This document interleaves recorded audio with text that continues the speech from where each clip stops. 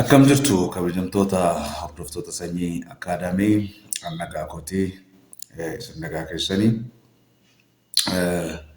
ani nagaa barsiisaa Nagaasaa Galaanaan jedhama sanyii akaadaamiirraa akkuman armaan dura isinii beeksisee ture ibsee turetti barnoota global trendii fi barnoota morally and citizenship educationii kanaan dura afaan Ingiliffaan hojjedhee ture amma immoo karaa afaan Oromootti jijjiiruudhaan ijoollonni keenya akka fayyadamaniif hojjechaa jira waan ta'eef akka isin hordofaa jirtan nan amana.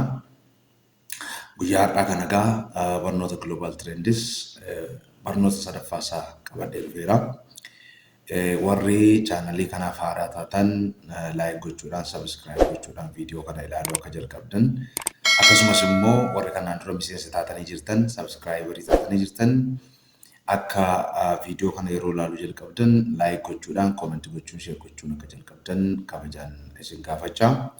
Kallattiidhumaan gara barnoota guyyaa har'aatti darbaa na hordofaa.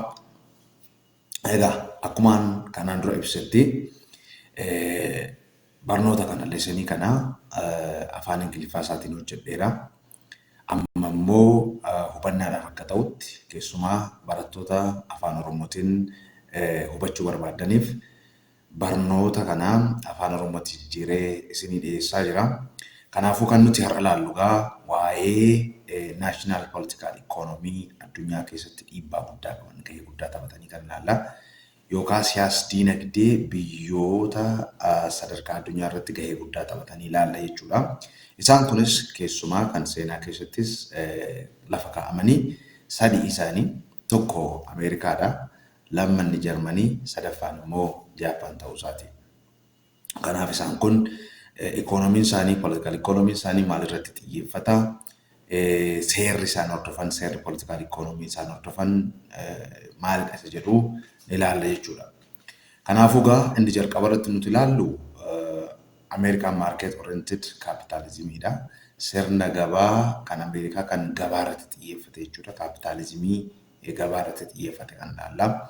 Egaa keessumaa jaarraa 19ffaa keessa sirni kapitaalizimii akka inni addunyaa kana keessatti dhiibbaa guddaa uumaa ture ni beekna. Egaa adeemsa hedduu keessa darbee dhufee gara sadarkaa addunyaa irratti dhiibbaa guddaa uumaa ture. Kanaaf inni kun immoo gahee mataa isaanii taphata jechuudha. Kanaaf Ameerikaan immoo isa kanarratti gochaa kanarratti adeemsa kanarratti dursituudha, qajeelchituudha. Kanaan itti adeemti. So American market oriented capitalism kun maalidha jennee ilaalla. Egaa siyaasa diinagdeen biyya Ameerikaa kuni kan irratti hundaa'e tokko fayyadamtoota fayyaduudhaan warra meeshaalee gabaa sana keessatti dhiyaatu konsuum ta'u konsumeroota kana akka fayyadaman gochuu fi sanamuu fayyadamu konsumerizimii sana yookaan fayyadamummaa sana fayyadamuudhaan immoo qabeenya uumuu wealth creation qooddattoonni meeshaa sana bitatanii konsuum godhan suni yeroo konsuum godhan konsumerizimii aadaa fayyadamummaa oomisha aadaa bittaa aadaa konsuumii kana konsumshinii kana babal'isuudhaan isaan faayidaa akka ta'an gabaa keessattis achi immoo sanarratti hundaa'uudhaan wealth creation qabeenya uumuu jechuudha. Isa kanarratti xiyyeeffata. Inni kun dhimma ijoo isaati, ilaalcha ijoo isaati. Piriinsiipilii qajeelfama inni irratti hundaa'u market oriented capitalismiin kun kan irratti xiyyeeffatudha. Itti dabalee garuu erga konsumeroota fayyadanii bu'aa barbaachisu argatanii qabeenya argamee booda immoo qabeenya argame sun egaa karaa madaalawaa ta'een karaa haqa qabeessa ta'een immoo akka inni distribution of wealth qabeenyi sun akka inni distribution ta'u sana immoo irratti xiyyeeffata. Inni ijoon garuu benefiting consumer while maximizing wealth creation. Wealth qabeenya kana maximize gochuudhaan create gochuudhaan konsumeroota immoo fayyadamuudha. Erga qabeenyi sun create ta'ee wealthiin sun create ta'ee immoo distribute godhuudhaan karaa madaalawaa ta'een fayyadamtoota gidduutti distribute gochuun xiyyeeffannoo isaati. Market economiin kun egaa gabaan diinagdee market oriented capitalismii kun competitiveness dorgommiin kan keessatti baay'atu. You have to compete just to get what you want. Waan barbaaddu argachuudhaaf, wealth barbaaddu kana create gochuudhaaf, consumerii kee benefit gochuudhaaf maal gochuu qabda akka producerii tokkotti yookaan qaama tokkotti achi keessatti competitionii sana keessatti meeshaa productii qabduun quality isaa increase gochuudhaan price isaa more reduce gochuudhaan achi keessatti survive gochuudhaaf competitive market sana keessatti produceroonni consumeroonni akkasuma produceroonni keessumaa produceroonni achi keessatti gahee guddaa ni taphatu jechuudha. Kanaafuu gammaa individuals are assumed to maximize their own private interest or utility. Namoonni dhuunfaa gabaa sana keessatti hirmaatanii qooda fudhatanii private interest isaanii fedhii dhuunfaa isaanii faayidaa mataa isaanii maximize gochuudha, guddifachuudha, dagaagfachuudha, achieve gochuudha jechuudha. Achi keessatti mirgi isaanii interestiin isaanii maal ta'eera protected akka inni ta'u akka inni maintain akka isaan godhan fedhii dhuunfaa isaanii faayidaa dhuunfaa isaanii irratti xiyyeeffata jechuudha. Inni biraa dhaabbileewwan biizinesii corporationoonni biizinesii immoo profit bu'aa isaanii maximize godhatu jedhamee eegama achi keessatti akka godhataniif haalli mijateera jechuudha. Individual namoonni dhuunfaa gabaa sana keessatti hirmaatanii akka isaan utility isaanii faayidaa fi fedhii isaanii akka isaan maximize godhan. Business corporation dhaabbatoonni biizinesii oomishaa gabaa keessatti hirmaachuudhaan profitii isaanii bu'aa gabaarraa argatan sana maximize godhan akka guddifatan irratti xiyyeeffata jechuudha. Kanaafuu yaadni fi ilaalchi market oriented capitalism kana gabaanii jedha competitive gabaan dorgommii irratti hundaa'uu qaba jedha. Gabaan dorgommii irratti hundaa'uu qaba jechuun egaa akkuma armaan duratti waa'ee liberalizimii kaafne yoo ni yaadattu ta'e liberalizimii maal jedhaa marketiin free ta'uu qaba jedha. Trade should be liberalized. Daldalli free ta'uu qaba jedha. Sababiin isaa tokko warra bitatanii fi carraan filannoon argama jedha. Productiin baay'een gabaa keessatti akka argamu competitive waan ta'eef produceroonni baay'een gabaa keessatti meeshaa isaanii qabatanii dhufan oomisha isaanii qabatanii gaafa dhufanii bitattoonni warri fayyadamtoonni carraa bal'aa qabu jedha.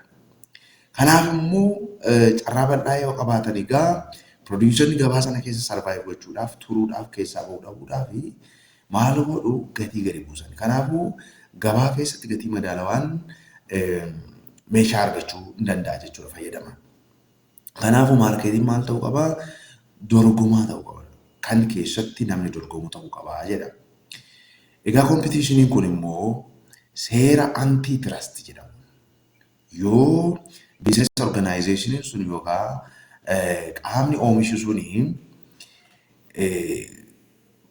pricii ol kaasuudhaan gabaa to'achuu barbaade akkasumas immoo meeshaa oomishu sanaan gabaa to'achuu barbaada ta'e namoonni antitrust seera jedhu kanaanii poolisii kanaan akka inni unfairly controlling godhe irratti godhe jechuudha. Yookaan productiin akka gabaa keessatti consume hin taane dabalataanis immoo mootummaa tarkaanfii akka inni irratti fudhatuun seera antitrust jedhu kanaanii akka isaan kaampanoota dhaabbileewwan pricii meeshaalee ol kaasuudhaan akka isaan gabaan to'anne akkasumas immoo poolisiiwwan gabaa ilaallatanii ba'an hedduu akka isaanii doomineetiin goone ittiin dhorkanidha jedha. Kanaafuu gabaan dorgomsiisaadha yookaan qaamoleen achi keessatti hirmaatan dorgomuu qabu. Dorgommii irratti hundaa'anii faayidaa mataa isaanii maintain godhatu jedha.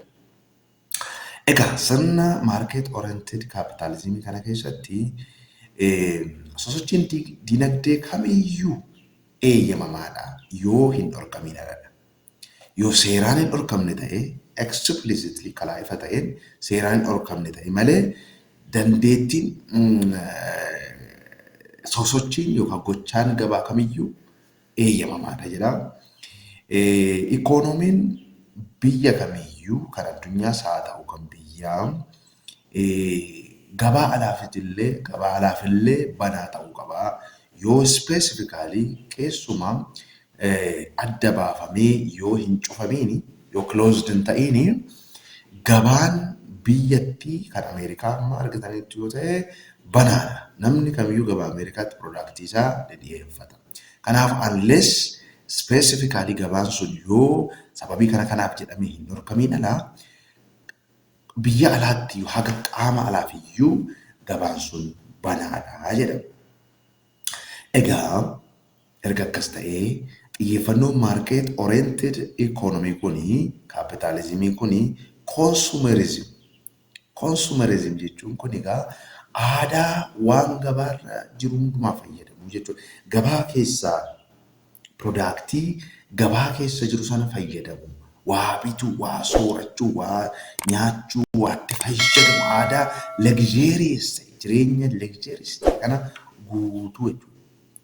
Jiraachuu jechuudha. Kanaafuu pro-consumption bias irratti maal jechuudha warra konsumerootaaf loogii godha. Loogii godha jechuun isaan qofa irratti more xiyyeeffata jechuudha. Kanaafuu more focus kan inni godhu warra konsumeroota irratti. Kanaafuu pro-consumption bias waan jedhu laalama jechuudha sana keessa buuse jechuudha. Kanaaf egaa kanarraan kan ka'e egaa managerial capitalism jedhama jedhee lafa kaa'a jechuudha. Inni egaa kanaaf inni lammaffaan Japan system of developmental capitalism national political economy lammaffaan nuti ilaallu yookaan siyaasa dinagdeen biyyaa sadarkaa addunyaa irratti dhiibbaa uuma jennee nuti ilaallu kan Japan jechuudha. Kan Japan kun immoo developmental capitalismii misoomawaa jedhama. Capitalismii misoomawaa jedhama gaa. Biyya Japan keessatti gaa ikoonomiin biyyattii social and political objective hawaasa biyyattii irratti guutuudhaaf yookaan fiixaan baasuudhaaf kan karoorfamedha jechuudha. Kan inni irratti xiyyeeffatu kaayyoo hawaasummaa fi akkasumas siyaasa hawaasa Jaapaan sana galmaan ga'uudhaaf akka instrumentiitti kan fayyadamudha diinagdee jechuudha. Iddoo kanatti wanta inni isinii dhiyeessaa jiru kuni dhimma ijoo ta'e achi keessaa sassaabeetaniini. Kanaafuu isin immoo bal'inaan maateeriyaalicharraa hubachuu dandeessu. Kanaaf kun hintii isinii kenna. Jedheen akeektuu isiniidha kallattii isinii argisiisa jedheen malee diiteeyilii isaa waan kana maateeriyaala global trend irraa ilaaluu hin dagatina. Egaa kaayyoon yookaan galmi diinagdee biyya Jaapaanii inni olaanaani keessumaa duraan maal ture ikoonomiin akka of danda'u ikoonomiin biyyattii ofiisaatii of danda'e akka dhaabbatu akkasumas immoo ikoonomiin sun warra biyyoota lixaa biyyoota dhihaa wajjin walgituu isaa wajjiniin developed ta'u isaa wajjin kaash wal gochuudhaan isaan gita isaan cina dhaabbachuu hiriiruu isa jedhu irratti kan karoorfate ture. Keessumaa gaa ambishiniin kuni pre-world war firstii ture secondii tura. Kana jechuun waraana addunyaan aanboode tokkoffaadhaan boode jechuudha. Kaayyoo fi galmi ikoonomii biyya Jaapaanii humna waraanaa cimaa ta'e ijaaruu fi akkasumas immoo biyya indastiriidhaan guddate ta'uu ture. Biyya indastiriidhaan dagaagdee ta'uu ture. Haa ta'u malee gaa waraana addunyaa lammaffaa booda bara 1945 irratti tarkaanfii Ameerikaan magaalota Jaapaan Nagasaakii fi Hirooshimaa irratti fudhattee fi akkasumas immoo waraana addunyaa lammaffaan ikoonomii biyyoota garaagaraa irratti Jaapaaniin dabalatee kan inni geessise irraan ka'ee waraana addunyaa lammaffaan booda gaa Jaapaan karoora duraan karoorsise strong army fi industrial power ta'uu sana dhiistee militarizimii sana dhiistee kan isheen irratti xiyyeeffatte biyya industrial powerii qabdu yookaan indastiriidhaan badhaatee fi biyya teeknooloojii gurguddoon itti oomishaman aangoo teeknooloojii qabdu ta'uudhaaf karoorfatte keessa deebitee kaayyoof galma ishii sana ilaalte jechuudha. Kana ilaaluudhaan egaa galma isaanii kana irra deebi'anii set godhan. Biyya indastiriidhaan badhaatee fi akkasumas immoo guddinni teeknooloojii keessatti dagaage biyya teeknooloojii ta'uudha. Kan isheen irratti xiyyeeffattee jechuudha. Kanaafuu kaayyoon misoomaa akkasumas immoo siyaasaa biyyi kun qabattee kaate kun naashinaal ikoonoomik poolisii ishee yookaan poolisiin diinagdee biyyoolessaa ishee akka niyoo meerkaantaalizimii ta'ee ilaalamu godhe jechuudha. Niyoo meerkaantaalizim jechuun meerkaantaalizimii irraa yaadota haaraa ofitti dabalatee kan fooyya'e jechuudha. Kanaaf inni kun immoo niyoo meerkaantaalizim keessumaa yaada meerkaantaalizimii irratti hundaa'ee garuu immoo yaada dabalataa kan biraa haaraa ta'an ofitti dabalateera jechuudha niyoo meerkaantaalizimiin kun. Kanaaf niyoo meerkaantaalizim amala niyoo meerkaantaalizimii kan qabu ta'e jechuudha. Kanaafuu niyoo meerkaantaalizimii inni ta'e kun amala akkasii kan qabu kun kan irratti xiyyeeffatu tokko state assistance. Mootummaan ikoonoomii akka deeggaru keessa seenee akka inni deeggaru seera akka inni baasu ikoonomiidhaan akkasumas immoo indastiriyaal sektoroota dhaabbilee indastirii biyyattii keessa jiran sektoroota indastirii biyyattii keessa jiran akka eegu indastiriiwwan alaa dhufanii akka isaanii hin miineef oomishtummaa irratti gabaa irratti akkasumas immoo human resource irratti teeknooloojii irratti indastiriin sophisticated ta'an guddatan kun gaafa gara biyyaa dhufanii indastirii ganaa guddataa jiran kana miidhuu danda'u gabaa irratti kompiit godhanii injifatanii gabaa doomineet gochuu danda'u teeknooloojiidhaan doomineet gochuu danda'u waan garaagaraatiin doomineet gochuu danda'u waan ta'eef protectionismii fayyadamuudhaan indastiroota biyya keessaa eeguu jechuudha kompitiishinii warra alaa wajjin. Egaa kanarratti hundaa'uun mootummaan dinagdee keessatti gahee inni taphatu irratti hundaa'uun termoota garaagaraa itti kennanii beektonni international political economy distinctive nature qaba yookaan amala addaa tokko qaba. Japan economic political economy kun amala addaa qaba jedhaniiti distinctive Japan system political economy jedhanii maqaa garaagaraa kennanii isaan kunis developmental state capitalism jedhanii gari barreessonni gariin warri kaan immoo collective capitalism jedhanii warri biraa immoo lakkiisan miti corporate welfare corporatism jedhanii warri kaan immoo lakki amala communismii qaba jedhanii warri kaan immoo network capitalism jedhanii warri kaan immoo strategic capitalism jedhanii maqaa garaagaraa itti attach godhanii jechuudha. Egaa isaan kun leeveloonni kun yookaan maqoonni developmental capitalism Jaapanitti kenname kun elementoota Jaapaan economic system of keessaa qabu keessumaa economy keessatti gahee taphatu society fi group amma gama biraan business and labor irratti xiyyeeffatu irraan kan ka'e wantoota armaan olitti amma maqaa kaafne kana itti attach godhani jechuudha. Egaa termiin developmental state capitalism yookaan mootummaa misoomawaa jennu kuni maal of keessaa qaba? Yaada mootummaan ga'ee guddaa ikoonomii biyyoolessaa keessatti taphachuu qaba. Misooma dinagdee biyyoolessaa keessatti mootummaan gahee guddaa taphachuu qaba waan jedhu of keessatti kan qabate jechuudha. Kanaafuu kompitiishiniin yaadonni kompitiishinii tokko tokkotuma jiraniyyuu economic activitiin biyya Jaapaan keessatti gaggeeffamu kan inni xiyyeeffatu yookaan kan inni achiif gochuudhaaf tarkaanfatu tokko social equity dha. Hawaasa gidduutti guddina madaalawaa ta'e wal gita ta'e fiduudha.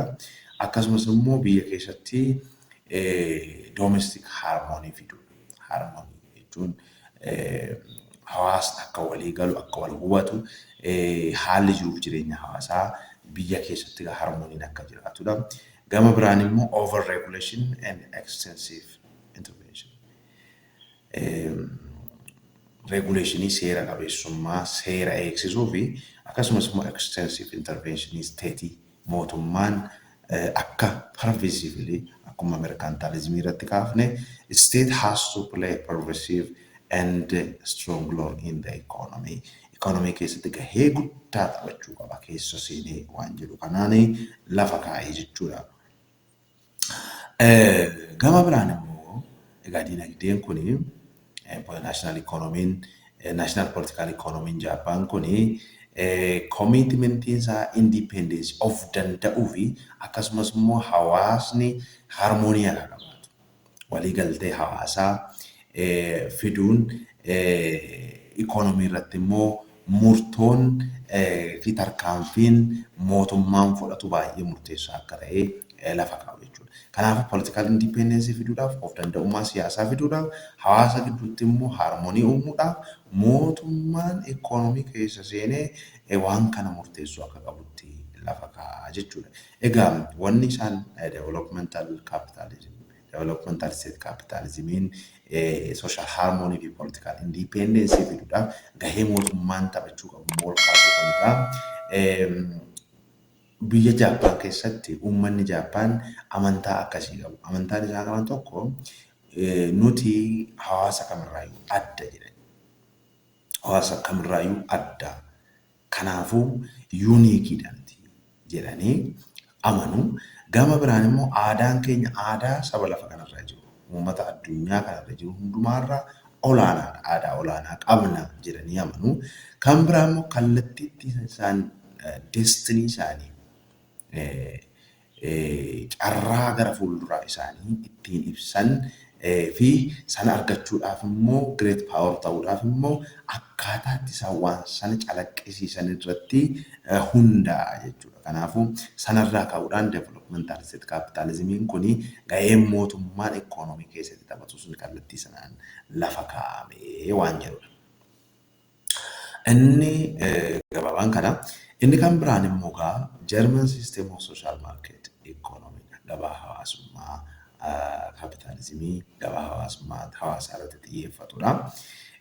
Egaa kan Jaapaan ilaalle irra Jaapaan kallattii sanaan xiyyeeffatti. Amma immoo Jarman immoo egaa social market capitalismii hordofti. Amerikaan market oriented capitalismidha. Japan developmental state capitalismidha. Jarman immoo social market capitalismii hordofti jechuudha.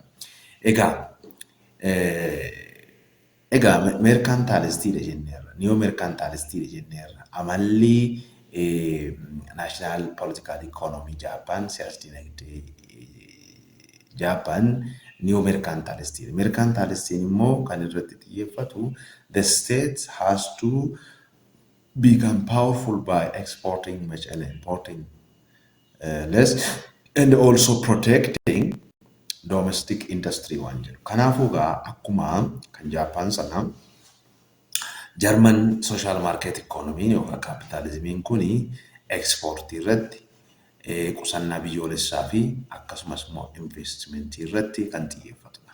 Consumptionii miti. Xiyyeeffannoon isaa maalidhaa? Export, national saving fi investment irratti xiyyeeffata.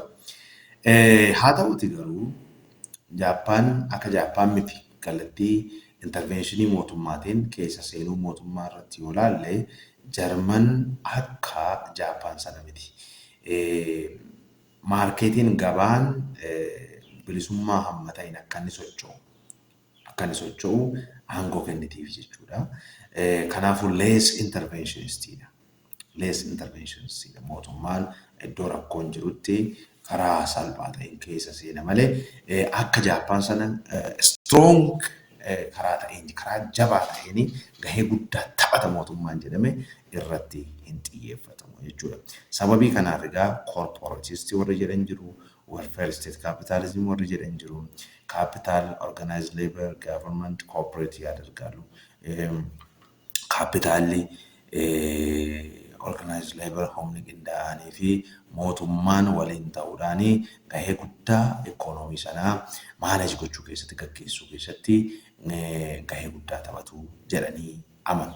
Kanaafuu Germanic social market capitalismiin kuni leebar dafqaan bultoonnii fi hawaasni bal'aanii ikoonoomii sana keessatti haalaan daraan bakka bu'anii jiru jechuudha. Kanaafuu gaheen mootummaan achi keessatti taphatu less interventionist jechuudha. Baay'ee keessa seenuu kan Jaappaan sana. Kan Ameerikaa mootummaan keessa seenuu qabu the market should be free from the government intervention jedhee amanaa. Inni kun immoo less interventionistidha. Kan Jaappaan immoo extensive interventionistidha. Mootummaan cimina keessa seenaa isa jedhu kana jechuudha. Egaa gabaabumatti guyyaa har'aa waa'ee siyaasa dinagdee biyyoota jajjaboo addunyaa sadii ilaalleerra. Inni tokko Ameerikaan market oriented capitalismidha. Xiyyeeffannoon isaa consumerismidha. Consumerism jechuun ilaalcha namoonni akka meeshaa oomishamee gabaatti dhiyaate sana akka isaan consume godhan yeroo namoonni consume godhan kan ammoo produceroonni wealth create godhan qabeenya ni argatu. Qabeenya argatan sana immoo erga mijeeffatanii booda distribute akka inni ta'u irratti xiyyeeffatu. Kanaaf mootummaan keessa seenuu hin qabu. Yoo rakkoowwan akkasii jiraatan immoo kallattiin ittiin jiraatan immoo kallattiin ittiin sirreeffamu ni jira. Antitrust seera jedhamu ni jira. Gabaan egaa gabaani bakka itti dorgomanidha jedha. Competitive marketing sun jedha. Kana irratti xiyyeeffata. Individualonni yookaan namoonni dhuunfaa fi kaampaniin fedhama faayidaa mataa isaanii maximize gochuu ni danda'u. Mootummaan keessa seenuu hin qabu jedha.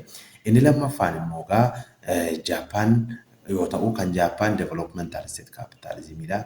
Capitalismii mootummaa misooma hawaasa jedhu kana inni kun egaa xiyyeeffannoon isaa maal akka ta'e ilaalleerra. Biyya Jaappaan biyya indastiriidhaan badhaatee fi akkasumas immoo biyya of dandeessa ikoonomiidhaan akka taatu biyya teekinooloojii akka taatu gochuudha.